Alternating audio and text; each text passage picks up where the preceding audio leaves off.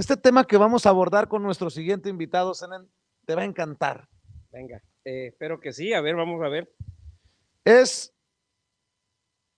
sobre las águilas de Tenochtitlán. La importancia de la divulgación cultural de este México. Hablando de México, ¿cuál México? Pues este México. Es un retrato, las águilas de Tenochtitlán, de la grandeza mesoamericana. Esta novela narra la vida de un guerrero mexica o mexica, ambientada con máximo rigor en medio de una época prehispánica. Y su autor se encuentra orgullosamente con nosotros. Don Enrique Ortiz, muy buenas noches, ¿cómo le va? Buenas noches, Vicente. Muy bien, muchas gracias por el espacio. Oiga, cómo no, me fascina la importancia de la divulgación cultural de México en este momento histórico que por cuestiones políticas nos confunden de qué México está en juego o de qué México hablamos. Don Enrique, no quiero torcer necesariamente la esencia de la conversación, pero ¿de qué México me habla en las Águilas de Tenochtitlán? Hablamos. Don Enrique. Sí, ¿me escuchan? Lo escuchamos. Sí, es antes de que se creara México. Esta novela se encuentra situada en 1487. En esta novela no vamos a encontrar el tema de la caída de Tenochtitlan o la presencia de Hernán Cortés y los españoles. Estamos hablando de décadas antes de que estos eventos sucedieran. Estamos hablando de cuando se da una rebelión chontal. 3 ciudades chontales, Alahuistlán, Ostomán y Teloloapan, ubicadas en donde actualmente se encuentra el estado de Guerrero, se rebelan en contra del poderío de los mexicas, quienes encabezaban la Triple Alianza. Por lo tanto, el gobernante de Tenochtitlan, Ahuizotl, que no es otro más que el padre de Cuauhtémoc, esto es importante para situarnos en el tiempo cronológicamente, Ahuizotl convoca sus ejércitos y decide marchar para sofocar a sangre y fuego esta rebelión chontal. En toda esta vorágine de eventos, pues va un joven llamado C. Ocelot, uno Ocelote, que alrededor de 18 años termina sus estudios en la Casa de la Juventud, en el Tepochcali, y tiene que cumplir con su servicio militar hacia el Estado mexica, hacia el gobierno mexica. Por lo tanto, marcha desde Tenochtitlan, pasando por lugares que nos son entrañables a los mexicanos, que nos encantan, que conocemos, como Cuauhnáhuac, Cuernavaca, como Tlachco, Tasco, y marcha con los contingentes pues de las ciudades que pues tienen siglos de existir, como Chalco, Coyoacán, Texcoco, Jaltocan, muchas más, ¿no? Tlacopan. Y de en medio de toda esta campaña militar, es una novela llena de acción, de combates, de sitios militares, de batallas. El joven se entera de una terrible conspiración que busca desestabilizar el gobierno de la Triple Alianza, y incluso esta conspiración amenaza la vida del propio líder de los mexicas, del propio gobernante de Tenochtitlan.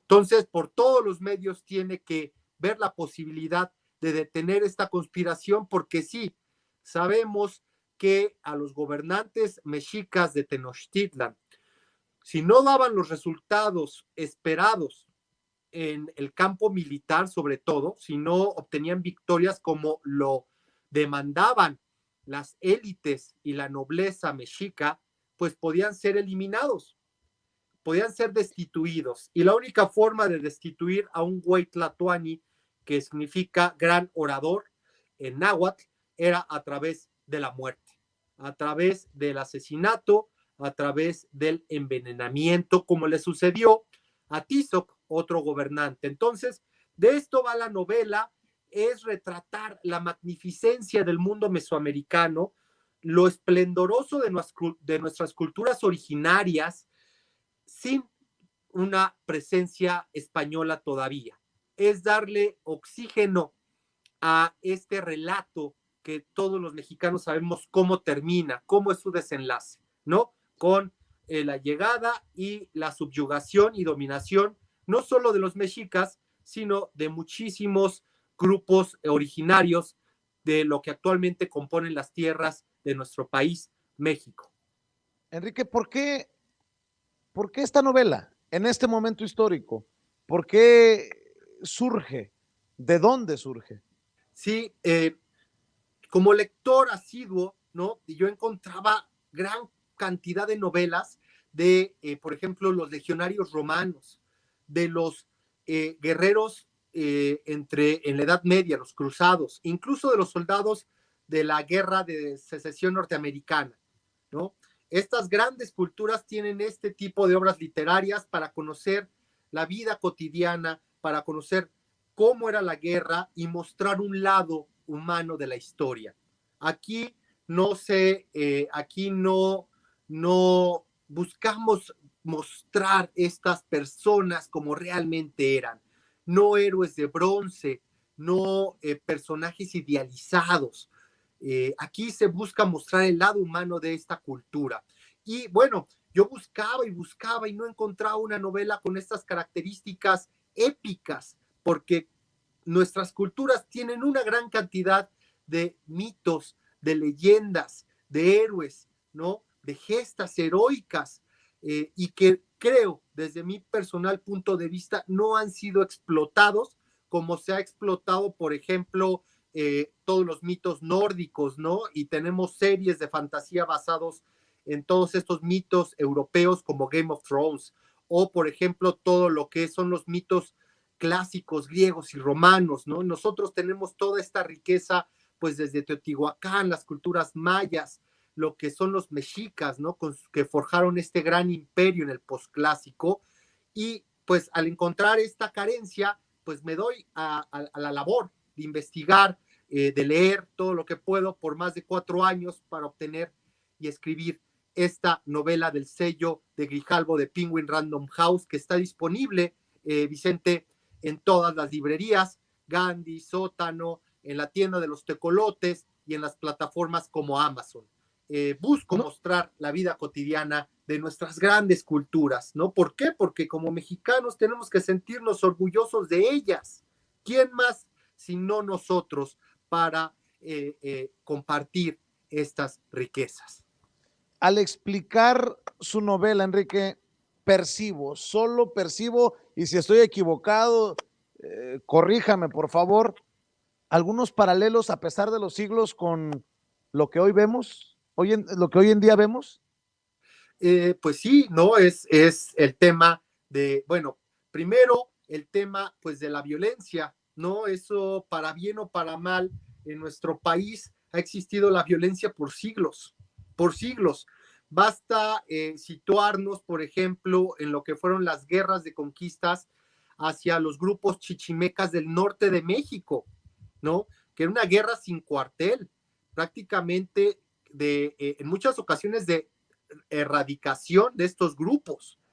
Por si fuera poco, ¿no? Después vienen esta situación de colonizar estas tierras del norte, ¿no? Todavía recordemos que para el virreinato México pues llegaba mucho más allá de lo que es el río Bravo y la violencia continuaba, ¿no? Y después nos vamos a tiempos de la revolución y después nos vamos a todo esto que era tiempos de saqueo, ¿no? Carreteras peligrosas. Entonces, bueno, la violencia sí ha estado, es un factor, creo, muy determinante en la historia de nuestro país. Vicente, podemos ver cuántas guerras, cuántas revoluciones y revueltas no ha habido en la historia nacional, ¿no?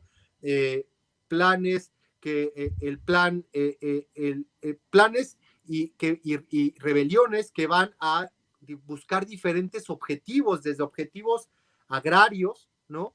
Hasta objetivos democráticos, luchas por el poder. Entonces, creo que esto ha estado presente en la historia de nuestro país por siglos y creo que nosotros nos vamos a morir y México va a seguir dividida como lo ha estado pues desde que nos llamamos México, ¿no? Ahí a inicios del siglo XIX.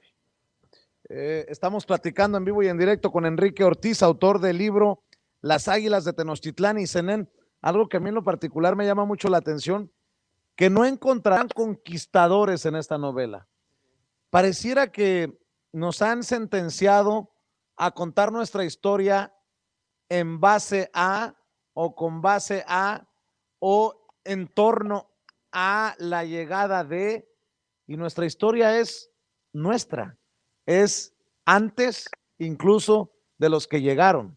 Y hacen falta muchos libros, muchos escritos, Vicente. Hace falta hablar profundamente de lo que era nuestra cultura ancestral, independientemente de que no se llamaba México en la conformación del territorio, sino cada pueblo tenía su propia definición, su lengua, su creencia, su cosmovisión, pero creo que hay que darle a ese México y a sus raíces el valor que representa, porque nos han hecho creer que los antiguos mexicanos o que las antiguas culturas que habitaban este territorio eran ignorantes, que nos trajeron los españoles la sabiduría, que nos trajeron los españoles la cultura.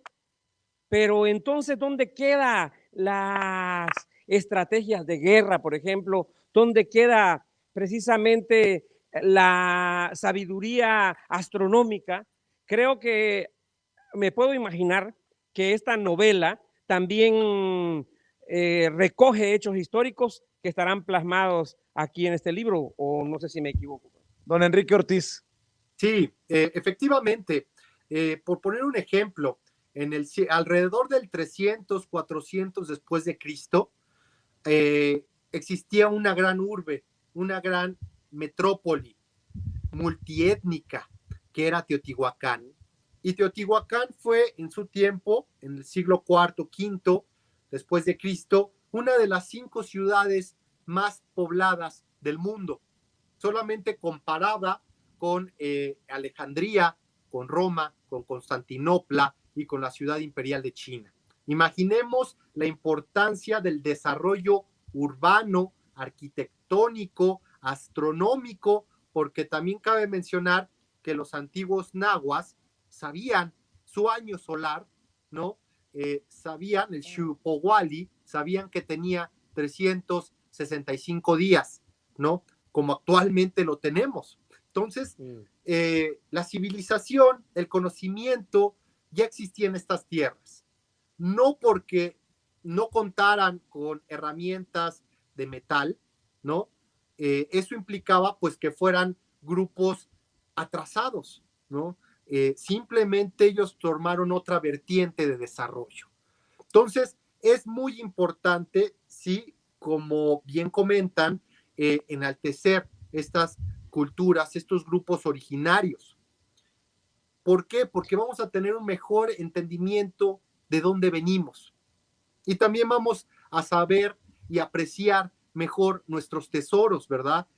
Si nosotros sabemos el valor de nuestras zonas arqueológicas, si nosotros sabemos el valor de toda esta herencia, desde el Popol Vuh hasta todo lo que escribieron y registraron los frailes a través de estos informantes indígenas, pues bueno, es un gran orgullo y podemos cuidar, podemos valorar y podemos tener este interés, ¿verdad? Para visitar estos lugares y empaparnos de este conocimiento, sentirnos orgullosos como mexicanos, que evidentemente no podemos negar que tenemos muchas raíces.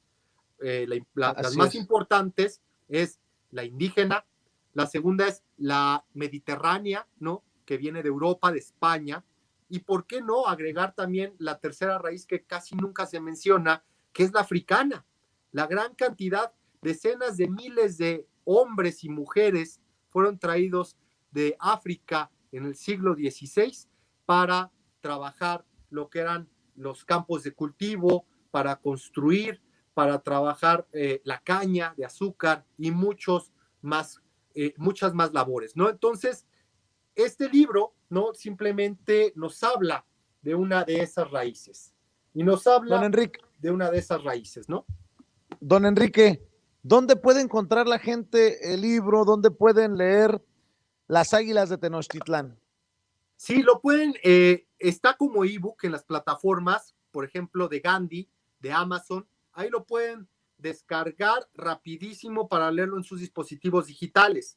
Si buscan el libro físico, en esas dos plataformas también pueden hacer la solicitud para que les llegue a su domicilio. Lo pueden encontrar también en Sanborns, lo pueden encontrar en las librerías a nivel nacional, desde La Ventana, Gonville, Sótano. Cabe mencionar, Vicente, que llevamos 1 mes y medio con la promoción y ya tenemos la primera reimpresión, ¿no? En tiempos de contingencia, en tiempos de COVID, ya tenemos nuestra primera reimpresión. ¿Por qué? Porque pues hay que leer de nuestras culturas, ¿no? Ya se escribe mucho de la conquista, pero ¿dónde quedan nuestros grupos originarios, ¿no? ¿Dónde queda nuestra riqueza indígena? ¿Qué mensaje le envía a las personas que nos están viendo y escuchando para cerrar, Enrique? Pues bueno, me gustaría remitirme a lo que es el Día de Muertos, ¿verdad? Sintámonos orgullosos de esta tradición, de este sincretismo que viene de ambos continentes, si no es que de 3 continentes. Disfrutemos esta identidad de mexicanos que nos hace únicos en el planeta. Pongamos nuestras ofrendas, recordemos a nuestros muertos y empapémonos del tema, ¿verdad? Porque desde mi punto de vista, qué felicidad y qué orgullo ser mexicano en estos tiempos, en el siglo XXI. Enrique Ortiz, éxito con las Águilas de Tenochtitlán. Un abrazo y buenas noches. Muchas gracias, Vicente. Muchas gracias. Buenas noches. Bueno, pues